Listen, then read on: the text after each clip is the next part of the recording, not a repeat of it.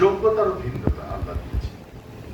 সবাই যদি লেখক হতো তাহলে পাঠক হতো না, সবাই শিল্পী হলে শ্রোতা থাকতো না। তো এই যে সৃষ্টি বৈচিত্র্য এবং এই সৃষ্টি বৈচিত্র্যের মধ্যে আল্লাহ আলামিন আমাদের সৃষ্টির সেরা কুল মানুষ হিসেবে সৃষ্টি করেছেন, এটা তার অনেক বড় মেহেরবানি। এবং আমাদেরও তিনি কিছু না কিছু যোগ্যতা দিয়েছেন, গুণ দিয়েছেন, এবং এই যে যোগ্যতা গুণ দিয়েছেন সেটা আবার আল্লাহ বলেছেন সূরা তাকাসসুরে, সুম্মা লাতুসআলুন্না ইয়াওমাইযিন আনিন নাঈম। প্রত্যেক নিয়ামতের ব্যাপারে আল্লাহ জিজ্ঞেস করবেন। আমি কথাগুলো কেন বললাম? আমার আজকে অনুষ্ঠানের প্রধান অতিথি অনেক দিক থেকে খুবই সম্পর্কের কাছে এবং শ্রদ্ধেয়, এবং মানুষ কিন্তু আরো কাছ থেকে পাঠ করা যায় যখন একসাথে ভ্রমণ করা হয়। আমি মক্কাতে ইন্টারফে ডায়ালগ কনফারেন্সে একসাথে ভ্রমণ করেছি। মাদ্রিদ স্পেনে সেই কনফারেন্স ধারাবাহিকতায় আমি প্রধান অতিথির সাথে একসাথে ভ্রমণ করেছি। এবং যখন আমি প্রধান অতিথির সান্নিধ্যে না, তার আগে সাইমন সিরিজ আমার বিশ্বাস আপনারা পড়েছেন, আমরা পড়েছি, প্রেরণা পেয়েছি।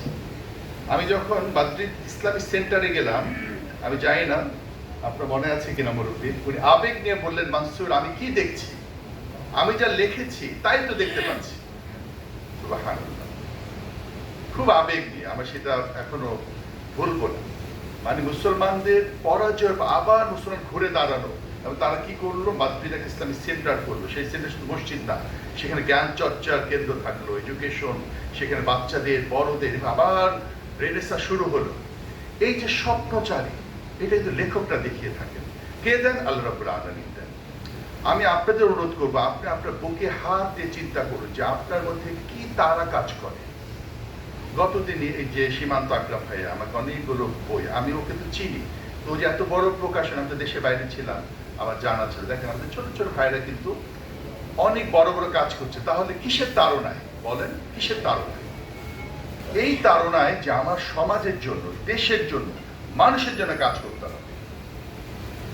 সম্মানিত ভাই বোনেরা, আমি নেত্রকোনার মধ্যে শশার সাথে গিয়েছিলাম এবং কিছু সুন্দর লোকেশনে কিছু শুটিং হলো। প্রত্যেক জায়গায় দেখি বিডিআর জওয়ানরা আছে, এবং ওইখানে টুরিস্ট স্পট একটু এগিয়ে গেলে যাওয়া যাবে না, ভাই ফাঁসি দিচ্ছে। দেখেন, দেশ রক্ষার জন্য বিডিআর পাহারা দিচ্ছে, কিন্তু আমার সংস্কৃতি রক্ষা কে করবে বলেন? এটা রক্ষা দায়িত্ব হচ্ছে আমরা।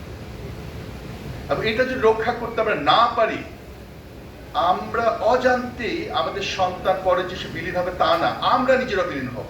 কারণ এই আগ্রাসনটা এরকম যে ওই ব্যক্তিও বুঝতে পারে না আমি কিভাবে সংস্কৃতিতে আগ্রাসিত হচ্ছে, আগ্রাসনের শিকার হচ্ছে।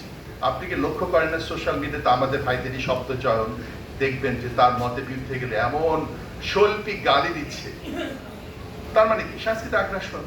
সে যখন দেখে আরেকজনও গালি দেয়, শুধু আমিও গালির ক্ষেত্রে পিছিয়ে থাকবো কেন?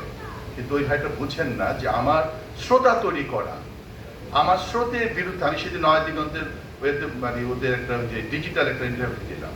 আমি বললাম যে দেখেন, আপনি হট সিটে আমার জায়গায় একটা নায়িকাকে নিয়ে আসেন, বসান, এবং তাকে প্রশ্ন করেন, আপু আপনি ডিভোর্স কেন বলে, দেখবেন হিট, সুপার হিট। তো আপনি সেটা করছেন না কেন? আপনি করছেন না, আপনি একটা সুন্দর সমাজ বিনির্মাণ করতে চান। সবাই যদি পঙ্গপালের মতো ছুটে, তাহলে সমাজটা বাঁচবে কিভাবে? সম্মানিত ভাইয়েরা, আমরা ইসলামকে ধারণ করি, আমাদের এই সমাজকে পাঠ করতে হবে।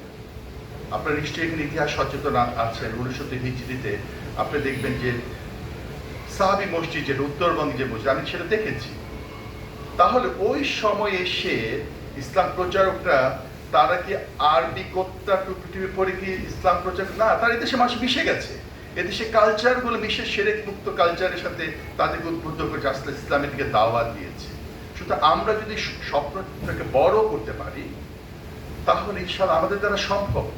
যেমন আমরা এখানে প্রোগ্রাম করছি, প্রত্যেক একটা সার্কেল আছে। এই সার্কেল দেবেন কবি, সাহিত্যিক, শিল্পী, বিভিন্ন মিডিয়াতে, পত্রিকা দেবেন, আপনার একটা বলয় আছে। সেই বলয়টার মধ্যে আপনি আপনার বলয়টা বড় করার চেষ্টা করেন। কেন করবেন? করবেন হচ্ছে আমার সংস্কৃতিটাকে আমি প্রসারিত করতে চাই। আমরা শুধু আমাদের মধ্যে আবর্তিত হব না, আমরা আমাদের এই ভাবনাগুলো ছড়িয়ে দেব সবার মাঝে। সাহিত্য সংস্কৃতি কেন্দ্র এই যে স্মারকটি প্রকাশ হলো, সংস্কৃতি পত্র, এটা যদি শুধু প্রকাশ করে আমরা আত্মতৃপ্ত বা তুষ্ট হই, তাহলে ভুল হবে। এটা প্রকাশ করার পরে আমাদের প্রকাশ করা যেমন কাজ, পরের কাজই শুরু হবে সবার মাঝে ছড়িয়ে দেওয়া। তারপরে কাজ হবে সবাই যেন প্রত্যেকে লেখাটা পড়ে। তারপরে কাজ হচ্ছে প্রত্যেকে লেখা যেন ছোট ছোট করে আবার মূল্যায়ন, রিভিউ করা। সেক্ষেত্রে লেখকের যদি পক্ষে আসে ফাইন, লেখক যদি শিয়াপথার কথাও যদি আরেকজন লেখক তুলে ধরে, রাগ করা যাবে না। কিন্তু আমরা কেউ কাউকে ছোট করবো না। আমি বড় কবি, 80-র দশকে বড় কবি, আমি 70-এর দশকে বড় কবি, আমি বড় বড় করে তো ভাই, আমি তো আল্লাহর বান্দা, আমি আরেকজন ভাইকে এগিয়ে দেবো। আজকে যেমন এখানে সম্মাননা দেওয়া হচ্ছে নিশ্চয়ই লেখকদেরকে উৎসাহিত করার জন্য। তো যারা পাবেন না, সে যদি বলা মূল্যায়ন করা হলো না, না, আপনাকে আবারও মূল্যায়ন করবে সাহিত্য কেন্দ্র। কিন্তু আমরা মূল্যায়নের জন্য, আমরা পদক পাওয়ার জন্য আমাদের সাহিত্য চর্চা, আমাদের কাজগুলো করবো না। আমরা করবো হচ্ছে সামগ্রিকভাবে দায়বদ্ধতার জন্য। এই দায়বদ্ধতাটা আমাদের থাকতে হবে। আমি সাহিত্য সংস্কৃতি কেন্দ্রকে অনেক ধন্যবাদ জানাবো যে এত ব্যস্ততা, এবং আমাদের ব্যস্ততা তো শেষ, তার মধ্যে যে তারা লেখকদের নিয়ে যে মৌলিক প্রোগ্রামগুলো করছে, এই জন্য মাহবুবুল ভাই এবং তার টিমকে বেশিরভাগ ধন্যবাদ জানাবো যে এই ধারা যেন অব্যাহত থাকে এবং কাজগুলো ধারাবাহিকতা খুব ইম্পর্টেন্ট। হঠাৎ করে একটা প্রোগ্রাম হলো, আবার একটা গ্যাপ হয়ে গেল, সেটা না, ধারাবাহিকতা যেন থাকে। ইনশাল্লাহ আমরাও চেষ্টা করছি, আমরা সবাই মিলে আমরা সুন্দর একটি স্বপ্নের বাংলাদেশ গড়ে তুলব, যে বাংলাদেশটি হবে আগের প্রজন্মের জন্য বাসযোগ্য সুন্দর বাংলাদেশ। এই কথাগুলো বলেই আমি কথা শেষ করছি। আসসালামু আলাইকুম ওয়া রাহমাতুল্লাহি ওয়া বারাকাতুহু।